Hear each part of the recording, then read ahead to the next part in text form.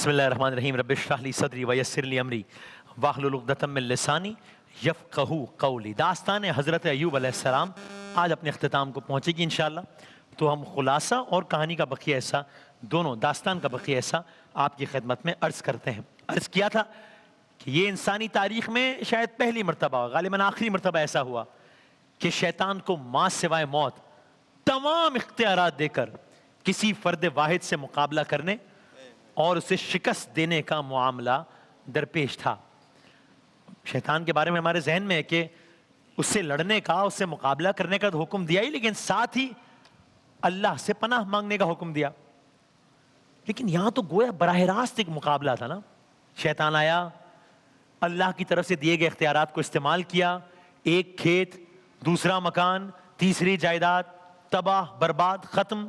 مڑ کر دیکھتا رہا ایوب علیہ السلام کے منہ سے کیا نکلا۔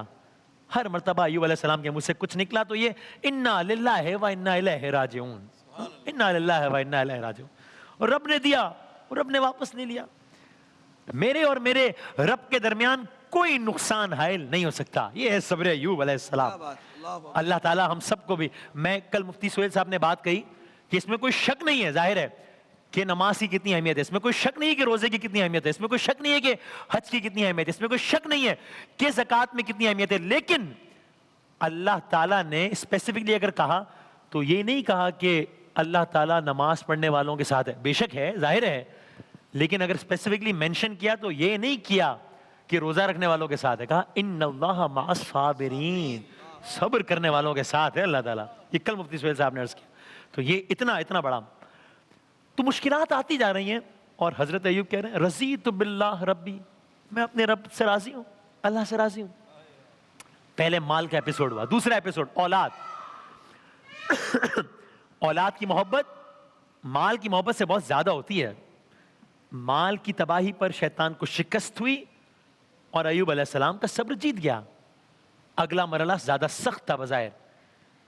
شیطان نے اللہ کے دیے ہوئے اختیارات کے تحت ایوب علیہ السلام کے ایک بیٹے کو ان سے جدا کیا، پھر دوسرا بیٹا ان سے جدا کیا، تیسرا بیٹا جدا کیا، ایک ایک کر کے بیٹوں کو ان سے جدا کرتا چلا گیا۔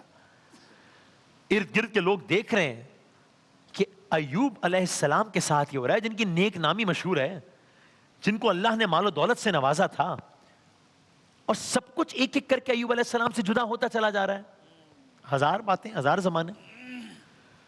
لوگ تو نہیں جانتے تھے کہ اس وقت یہ ایوب علیہ السلام سے ان کی اولاد جدا نہیں ہو رہی، روئے زمین پر ایک عجیب و غریب واقعہ جنم لے رہا ہے بھائی، عجیب و غریب واقعہ جنم لے رہا ہے۔ بہت بڑی بات ہے۔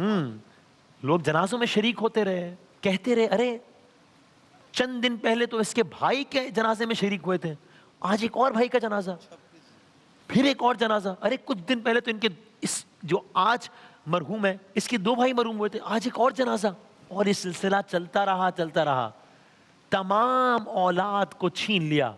اللہ اکبر۔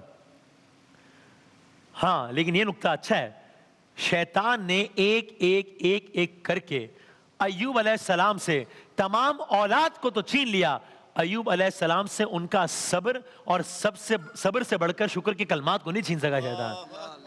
اولاد چھین پایا، صبر نہیں چھین پایا، شکر نہیں چھین پایا۔ تو یہ واقعہ اس اعتبار سے میں اپنے لیے کہوں تو بڑا ایک انسپیریشن بھی ہے کہ کیا مشکلات انہوں نے صحیح اور صبر کرتے رہے۔ اولاد بھی چلی گئی۔ بہرحال آدمی کی جان پھر سب سے زیادہ عزیز ہوتی ہے انسان کو۔ بیمار ہوئے، بڑھتی رہی بیماری، جلدی بیماری ہوئی، اتنی بڑھی کہ اس نے گوشت کو اثر انداز شروع کیا، چلنے پھرنے میں تکالیف ہوئی، اٹھنے بیٹھنے میں تکالیف ہوئی، لیکن یہ صابر ہستی ہے، سب کچھ چھن گیا۔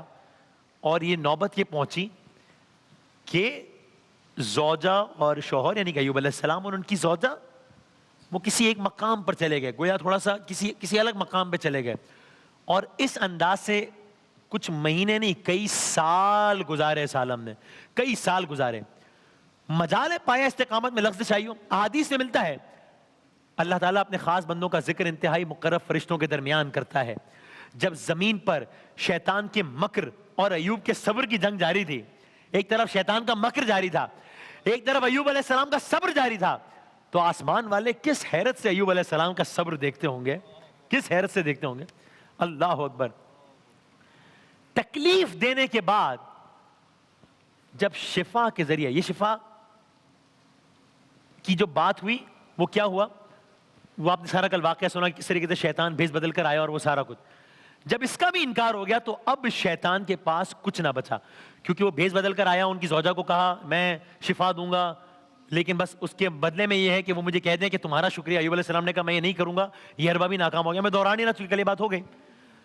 اب شیطان کے پاس کوئی اختیار نہیں بچا، جو کچھ بن پڑتا تھا سب کر لیا. چونکہ بہرحال اس کو ایوب علیہ السلام کی کوالٹی آف لائف افیکٹ کرنے کا اختیار تھا، لیکن لائف ختم کرنے کا اختیار تو نہیں تھا، زندگی پر اختیار تو نہیں تھا، اور زبان پر اختیار تو تھا ہی نہیں، دل پر اختیار تو تھا ہی نہیں. بس آسمانوں میں اعلان کر دیا گیا کہ اور جو میرے خالص بندے ہیں ان پر تجھے کوئی اختیار نہیں. شیطان ناکام لوٹ گیا، شیطان نامراد لوٹ گیا. پھر جس ترتیب سے، اب یہاں سے اس واقعے کا دوسرا، اب جس ترتیب سے اسی شیطان نے ایوب علیہ السلام کو مصیبتوں میں ڈالنے کا معاملہ شروع کیا تھا، اب یہ معاملہ پلٹنا شروع ہوا. ہڈیاں مضبوط ہونا شروع ہوئی، گوشت پوست صحیح ہونا شروع ہوئے، کھال خوبصورتی کی انتہا تک پہنچ گئی، جسم اور چہرہ اس درجہ تر و تازہ ہوا، اتنا توانا ہوا، اتنا خوبصورت ہوا کہ ایک روز جب ایوب علیہ السلام کی زوجہ واپس آئیں تو بتایا روایت میں کہ پہچان ہی نہ پائیں، پہچان ہی نہ پائیں. ایک زوجہ اپنے شوہر کو نہ پہچان پائے، اس لیے کہ انہوں نے عالم ہی بالکل مختلف دیکھا، عالم ہی بالکل مختلف دیکھا. پہلے ایوب علیہ السلام کو کسی اور انداز میں دیکھا تھا، نہ پہچان پائی. مطلب انسان یہ سوچے تو رونگٹے کھڑے ہو جائیں کہ اللہ تعالیٰ نے، ظاہر اللہ تعالیٰ ہر چیز پہ قادر ہے، لیکن کیسے اللہ تعالیٰ نے سارا منظر بدلا، کیسے ایوب علیہ السلام کو ان کے صبر کا پھل ملنا شروع ہوا. زوجہ نہ پہچان سکی، اور جب پہچانا تو اسی لمحے سجدہ شکر میں گر گئی. ہاں، کہ ان کا شوہر یعنی ان تاریخ انسانی کے ایک بڑے فاتح بن گئے ایوب علیہ السلام. تاریخ انسانی کا، اس لیے کہ اس نے اس کو شکست دی تھی. جملہ بڑا اہم ہے، ایوب علیہ السلام کو تاریخ انسانی کا بڑا فاتح کہا جائے تو اس لیے بھی ٹھیک ہے کہ ایوب علیہ السلام نے اس کو شکست دی جس نے کروڑوں اربوں کھربوں انسانوں کو شکست دی ہے، شیطان نے، جس نے پوری پوری قوم پہ عذاب دلوا دیے اپنے عمومی اختیارات کے ساتھ، اپنے جنرل اختیارات کے ساتھ، جس نے پوری پوری قوم کو بہکا دیا اپنے خصوصی اختیارات کے ساتھ. وہ ایوب علیہ السلام کو ایک لمحے کے لیے کچھ نہ کر سکا، ایک لمحے کے لیے کچھ نہ کر سکا. صبر ایوب علیہ السلام. یہاں تو وہ تمام ہتھیاروں سے مسلح ہو کر آیا تھا. بہرحال دونوں میاں بیوی ہنسی خوشی شہر پہنچے، ایک نئی زندگی کا آغاز کیا. وہ مال جو 10 سالوں میں کمایا تھا وہ مہینوں کے حساب سے حاصل ہونے لگا. گویا اثاثے بھی دن بدن بڑھ رہے ہیں. اللہ تعالیٰ نے یہ بھی ریٹرن کیا. اور اب جلد گویا لوگوں کو اندازہ ہوا ہو کہ شہر میں ایوب علیہ السلام سے بڑھ کر گویا کوئی مالدار نہیں ہے، اب ایوب علیہ السلام سے بڑھ کر کوئی حسین نہیں ہے، اب ایوب علیہ السلام سے بڑھ کر کوئی عزت والا نہیں ہے. عزت والے تو ظاہر ہمیشہ تھے، لیکن اب بظاہر لوگوں کی نظر میں اللہ تعالیٰ نے صحت بھی دی، پہلے سے زیادہ دی. اللہ تعالیٰ نے حسن بھی دیا، پہلے سے زیادہ دیا. اللہ تعالیٰ نے مال بھی دیا، پہلے سے زیادہ دیا. اللہ تعالیٰ نے عزت بھی دی، لوگوں کی نظر میں پہلے سے زیادہ دی. شہرت دی، پہلے سے زیادہ دی. اولاد دی، پہلے سے زیادہ دی، پہلے سے زیادہ اولاد دی. اور اتنی دی کہ وہ ساری آزمائش گویا ذہن سے محو ہو گئی. بس آج کی حد تک آخری جملہ سب سے بڑھ کر یہ کہ اللہ تعالیٰ نے قیامت تک ایوب علیہ السلام کو وہ نیک نامی دی کہ آج بھی اس دن سے آج تک اور آج کے دن سے قیامت تک جب بھی لفظ صبر آئے گا تو معیار ایوب علیہ السلام کا صبر ہوگا.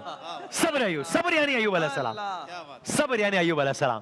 ان اللہ مع الصابرین. اللہ تعالیٰ میرا آپ کا ہم سب کا شمار بھی، ظاہر ہے ایوب علیہ السلام والی کیٹیگری تو ہو ہی نہیں سکتی، ان کے قدموں کی خاک، ان کے غلاموں کی قدموں کی خاک، اللہ کرے کہ ہمارا بھی کسی درجے میں شمار صابرین میں ہو انشاءاللہ. کل سے نئی داستان کا آغاز کریں گے انشاءاللہ.